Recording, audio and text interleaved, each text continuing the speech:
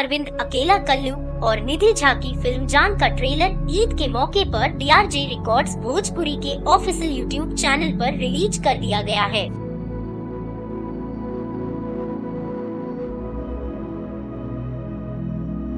Film का trailer release होते social media पर तेजी से वायरल हो रहा है।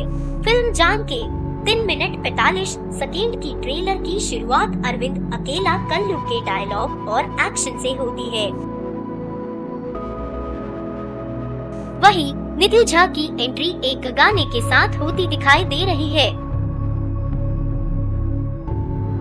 फिल्म के अन्य किरदारों की बात की जाए तो यह फिल्म को और भी स्ट्रांग बना दिया है।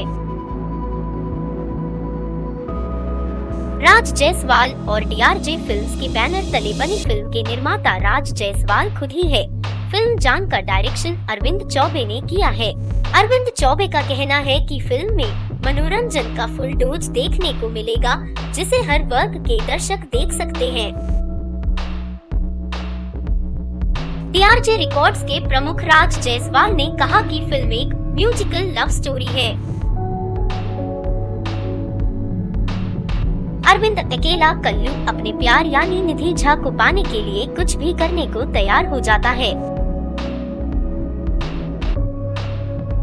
फिल्म में आपको प्यार के कई रंग नजर आएंगे, जो दर्शकों को अपनी ओर खींचेंगे।